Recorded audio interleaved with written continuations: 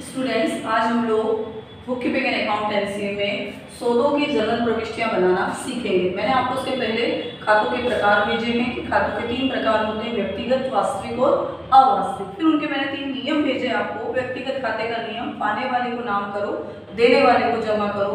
वास्तविक खाता, आने वाली वस्तु को नाम करो, जाने वाली वस्तु को जमा करो। अवास्तविक खाता, समस्त खर्च एवं हानि को नाम करो, आय एवं लाभ को जमा करो। इन 3 नियम के आधार पर कौन सा सौदा किस प्रकार से खातों को प्रभावित करेगा, कौन सा खाता डेबिट होगा, कौन सा क्रेडिट होगा, ये कुछ विशेष सौदे जो हैं जो ज़्यादातर रिपीट होते हैं, उन सौदों के माध्यम से मैं आपको यहाँ समझा रही हूँ। उसे हम जर्नल के फॉर्मेट में नहीं बना रहे हैं। मैंने जर्नल का फॉर्मेट आपको भेजा था।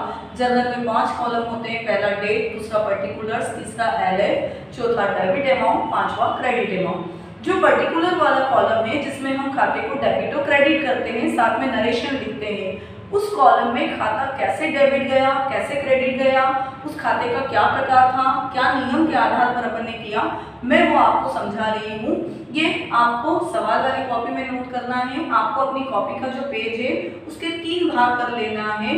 उस एक भाग में हम प्रविष्टि लिखेंगे, एक भाग में खाते का प्रकार लिखेंगे और एक भाग में नियम लिखेंगे। पेज फोल्ड करके आप लोग इस चीज को कर लेना, एक जैसे सीध में आप लोग व्यवस्थित लिखना। पहला सौदा जो किसी भी व्यवसाय में शुरुआत में होता है, मैं उस सौदे को आपको समझा रही हूँ। ये सौदा क्या है?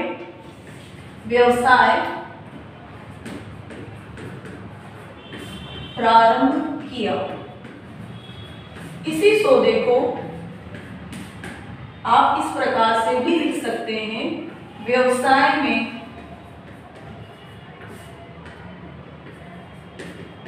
पूंजी लगाई। दोनों में से किसी भी रूप में ये सौदा आपको दिया जा सकता है। ठीक है, अब आपको इसमें से खाते निकालने हैं कि कौन से प्रभावित होने वाले खाते हैं। व्यवसाय शब्द से अपने आप में कोई खाता नहीं है, प्रारंभ से कोई खाता नहीं है, किया से कोई खाता नहीं है। जब सौदा इस प्रकार से आता है तो सौदे में खाते छुपे हुए हैं जिसे आपको ढूंढना है। कैसे ढूंढेंगे? व्यवसाय जब प्रारंभ किया जाता है तो आप किसी रूप में प्रारंभ करते हैं, कुछ राशियां लगाते हैं, कुछ वस्तुएं लगाते हैं। आपने व्यवसाय किस रूप में प्रारंभ किया, क्या क्या वस्तुएं लगाई? तो यहाँ मान लीजिए आपको दिया व्यवसाय प्रारंभ किया 10,000 रुपए से। ठीक, तो आपने यहाँ पर क्या लगाया? रुपया। रुपया क्या? नकद। नकद का खाता यहाँ निकलेगा। ठीक है, तो हमारा पहला खाता, हर सौदे से कम कितने खाते प्रभावित होते हैं? 2। तो पहला खाता इसमें क्या छुपा हुआ है? नकद। जब भी व्यवसाय प्रारंभ किया जाता है तो हमने पढ़ा है कि व्यवसाय की शुरुआत में लगाया जाने वाला धन वो क्या कहलाता है? पूंजी। तो हमारा दूसरा छुपा हुआ खाता इस सौदे में क्या है? पूंजी। ये 2 खाते आपको मिल गए। ये सौदा अगर इस प्रकार से दिया हुआ हो तो आपको खाते पहचानने हैं कि व्यवसाय की शुरुआत में धन जो लगाया गया उस धन को क्या कहते हैं? पूंजी। और ये पूंजी किस किस रूप में लगाई गई है? तो मान लीजिए आपको राशि दी हुई है, तो मान लीजिए नकद रूप में लगाई। माल दिया होता तो हम मान लेते माल के रूप में, कोई संपत्ति दी होती तो संपत्ति के रूप में दिया हुआ। मैं अभी इसका छोटा रूप समझा रही हूँ, इसी का बड़ा रूप भी मैं आपको समझाती हूँ। फिर या इसी सौदे को इस रूप में दें कि व्यवसाय में पूंजी लगाई। तो प्रारंभ में जब व्यवसाय करोगे तो पूंजी लगाओगे, तभी तो व्यवसाय की शुरुआत हो सकेगी। बिना पूंजी के तो व्यवसाय आगे बढ़ ही नहीं सकता। तो पूंजी लगाई, तो एक खाता तो हमें मिल गया पूंजी। और दूसरा स्वरूप हमें ढूंढना पड़ेगा कि व्यवसाय में पूंजी किस रूप में लगाई गई, नकद के रूप में, माल के रूप में, संपत्ति के रूप में। तो हमने यहाँ पाया कि माना कि नकद रूप में लगाई, तो 2 खाते हमारे बन गए, नकद और पूंजी। व्यवसाय का मैंने जैसे कहा कि अपने आप में कोई अलग से खाता नहीं होता। व्यवसाय की तो हम क्या बना रहे हैं? पुस्तकें। ये सारा लेखा जो हम कर रहे हैं व्यवसाय में, वो व्यवसाय की पुस्तकों में कर रहे हैं, व्यवसाय की पुस्तकों में नहीं। किसकी पुस्तकों में किया जा रहा है? व्यवसाय की पुस्तकों में। तो यहाँ व्यवसाय का कोई खाता न खुलेगा, बल्कि हमने 2 खाते क्या पहचाने? नकद और पूंजी। ठीक है, अब इनका प्रकार पहचानो। नकद कौन सा खाता है? क्या व्यक्ति है? नहीं। वस्तु है? हाँ, नकद वस्तु है, इसलिए कौन सा खाता हुआ? वास्तविक। ठीक है, दूसरा पूंजी। पूंजी कोई व्यक्ति नहीं है, लेकिन मैंने आपको बताया था कि व्यापार के स्वामी के 2 खाते होते हैं। पूंजी अल्टीमेटली लगाई किसने है? व्यापार के स्वामी ने। इसके पीछे छुपा हुआ कौन है? व्यापार का स्वामी। पूंजी किसकी है? व्यापार के स्वामी की। देने वाला कौन है? या व्यापार का स्वामी इस पूंजी को। इसलिए ये कौन सा खाता होता है? पूंजी व्यक्तिगत खाता। मैंने खातों की पहचान आपको बताई है, उस आधार पर आप पहचान करें। अब मेरे पास कितने खाते निकले? 2, व्यक्तिगत और वास्तविक। अब मुझे 2 खातों के नियम लगाना है। जैसा कि मैंने अभी आपको व्यक्तिगत खाते का नियम बोला था, व्यक्तिगत खाते का नियम क्या है उसे आप कंठस्थ रखें। पाने वाले को नाम करो और देने वाले को जमा करो। तो व्यापार का स्वामी व्यापार में पूंजी लगा रहा है, मीन्स वो क्या कर रहा है? दे रहा है। तो देने वाले को क्या करेंगे हम? क्रेडिट। अब चूंकि सौदे से मेरे 2 ही खाते प्रभावित हो रहे, एक तो नकद और एक पूंजी, तो ये तय है कि अगर पूंजी क्रेडिट है तो नकद डेबिट ही होगा। लेकिन हम नियम लगाकर चेक करते हैं कि क्या नियम से कैश डेबिट हो रहा है। कैश वास्तविक खाता है। वास्तविक खाते का हमारा नियम है आने वाली वस्तु को डेबिट करो और जाने वाली वस्तु को क्रेडिट करो। तो जब नकद व्यापार में लगाई, किसने लगाई? व्यापार के स्वामी ने। तो नकद व्यवसाय में आ रही है कि व्यवसाय से जा रही है? हमें व्यवसाय के दृष्टिकोण से सोचना है। व्यवसाय में नकद आ रही है और आने वाली चीज को हम क्या करते हैं? डेबिट करते हैं। मीन्स ये नियम सही लग गया हमारा। अब आपको एंट्री बनानी है। एंट्री लिखने का तरीका उस दिन मैंने आपको बताया था। जिस खाते को डेबिट किया जाता है पहले उसे लिखा जाता है। तो एंट्री कैसे बनेगी? पहले आपको सौदा लिख लेना है। ये चूंकि हमारे समझ के लिए, हम जर्नल पूरी नहीं बना रहे, केवल अपनी समझ के लिए इसको बना रहे हैं। एंट्री बनेगी कैश अकाउंट, बिल्कुल कॉपी के कोने से लिखे आप। डीआर थोड़ी जगह छोड़कर लिखा जाता है, मैंने आपको समझाया था। कैश अकाउंट डीआर आगे से छोटी जगह छोड़ेंगे और क्रेडिट होने वाले खाते को टू शब्द के साथ लिखेंगे। Cash account DR to. Credit होने वाला खाता कौन सा था हमारा? Capital account. अब नरेशन बनेगी, नरेशन इंग्लिश में बनेगी और ये जो सौदा दिया है उस सौदे की ट्रांसलेशन से बनाई जाएगी। लेकिन पूरी की पूरी वैसी की वैसी नहीं, शॉर्ट में लिखा जाता है। हमने क्या किया? व्यवसाय प्रारंभ किया। व्यवसाय को इंग्लिश में क्या बोलते हैं? बिजनेस। Business started. ठीक। अब हम इनकी पहचान लिख देते हैं कि खाते का प्रकार कौन सा है? कैश। कैश है हमारा वास्तविक खाता। ये आपको अपनी याददाश्त के लिए, समझ के लिए मैं करवा रही हूँ। ये सवाल करते समय हम नहीं लिखेंगे, सवाल करते समय बस इतनी एंट्री होगी। फिर डेबिट के कॉलम में डेबिट का अमाउंट, क्रेडिट में क्रेडिट का अमाउंट। ये फिलहाल मैं केवल आपकी याददाश्त के लिए, आपको समझाने के लिए लिखवा रही हूँ कि किसी सौदे का नियम या खाते का प्रकार यदि आप भूल जाएं तो आप इसकी सहायता ले सकें। ठीक है। फिर कैपिटल हमारा कौन सा खाता है? व्यक्तिगत खाता। अब इनका कारण या नियम क्या लगाया? वास्तविक खाते में कैश को क्यों डेबिट करी? नकद आ रही है। और पूंजी को क्यों क्रेडिट किया हमने? क्योंकि व्यापार का स्वामी क्या है? दे रहा है, देने वाला है, इसलिए उसको हमने क्रेडिट किया। इस प्रकार से हमारी एक एंट्री हम बनाएंगे। ये अपनी याददाश्त के लिए खातों के प्रकार और उनके नियम हमने साथ में लिख लिए। यदि इसी सौदे को मैं बढ़ा करूं, ठीक है, ये क्लियर आपको पहला सौदा। अब सेकंड सौदा, इसी वाले को, कैपिटल वाले का ही बड़ा सौदा मैं आपको बताती हूँ।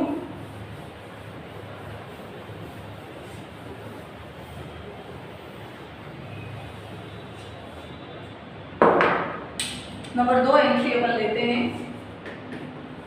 नकद माल व संपत्ति से व्यापार प्रारंभ किया। व्यापार किया या व्यवसाय प्रारंभ किया, दोनों शब्द चलेंगे। ठीक है।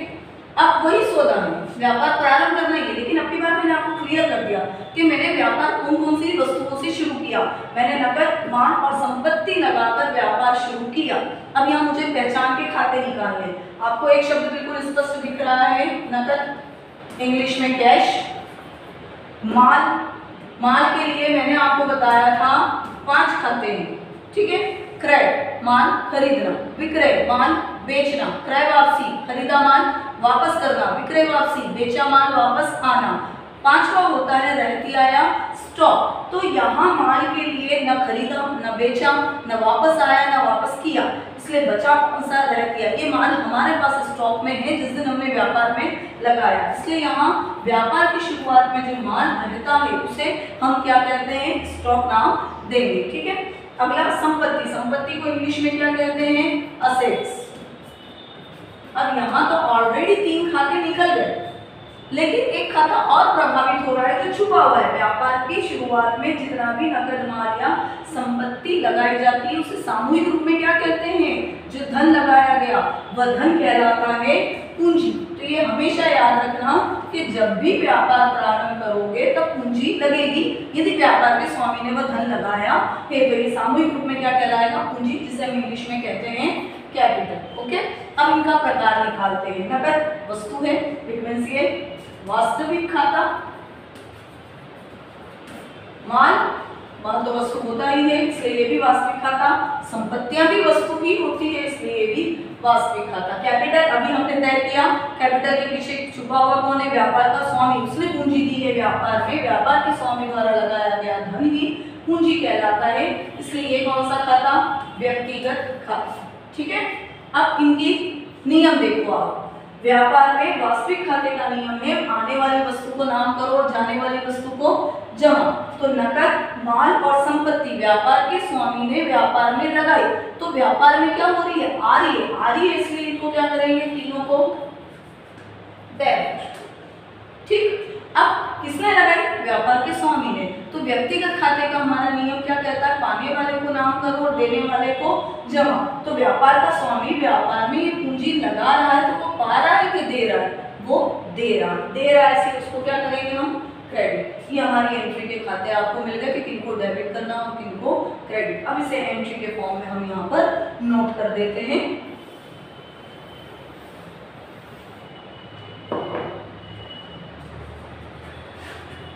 कैश अकाउंट डीआर, पहले जितने डेबिट होने वाले खाते हैं वही नोट होंगे।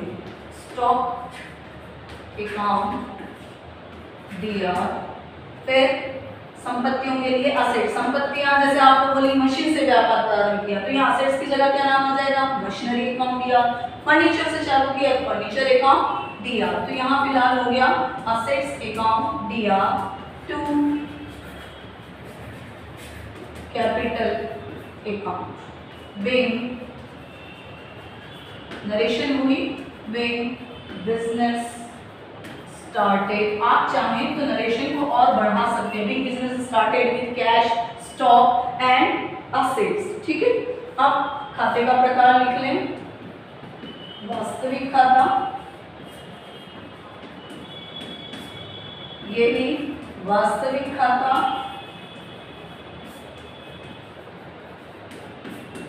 ये भी वास्तविक खाता,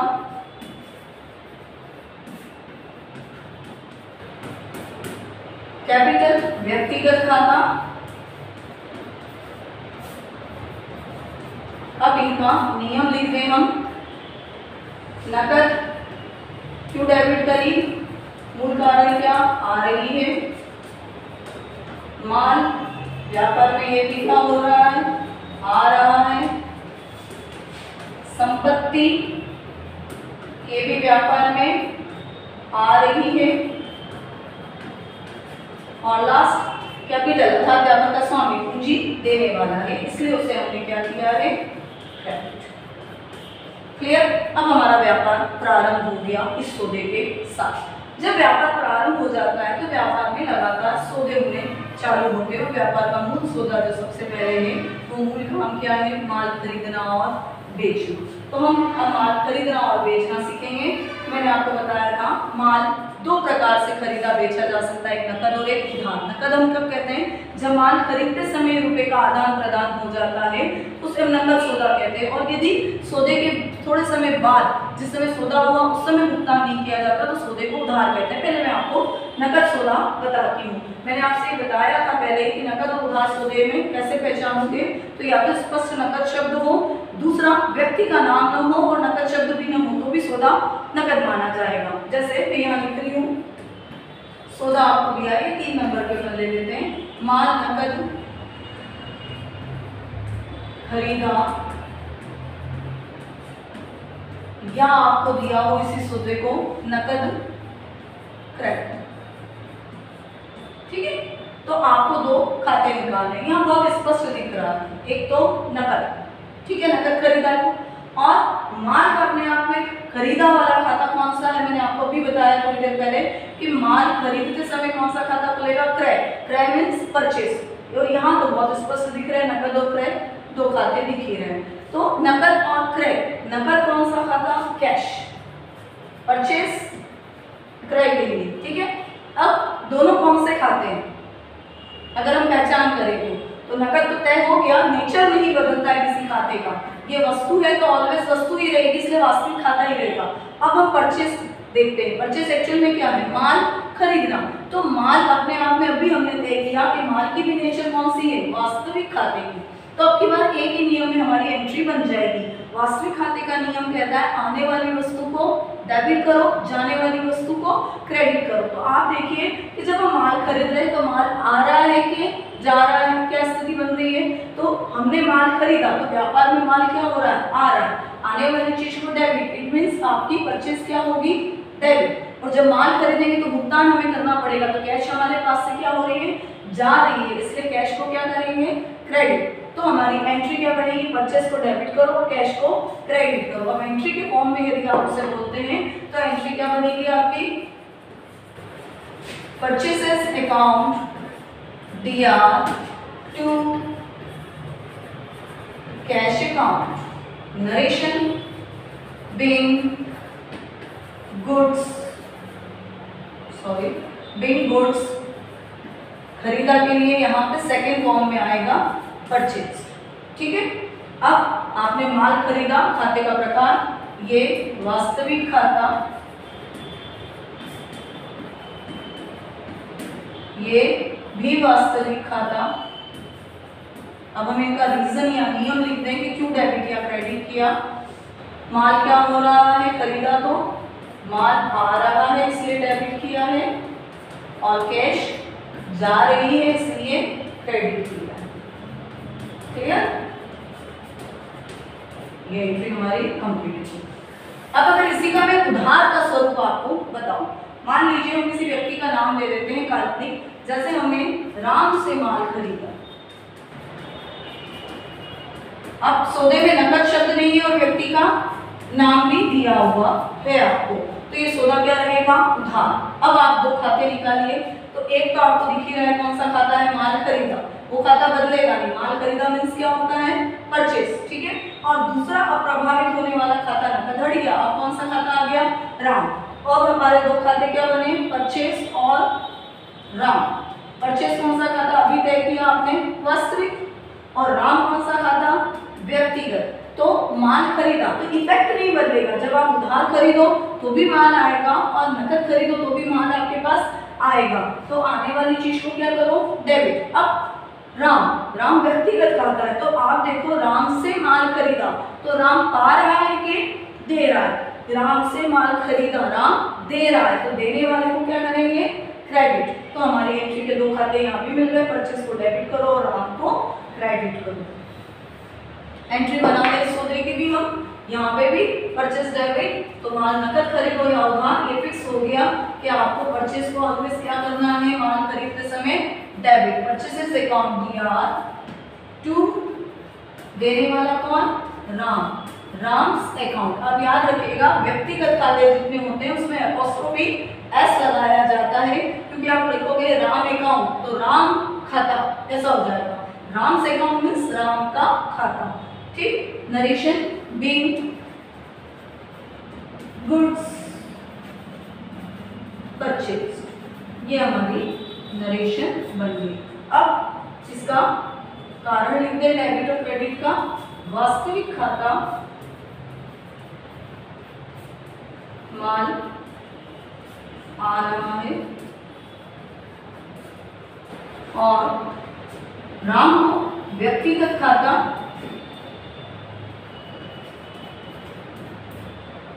व्यक्तिगत खाता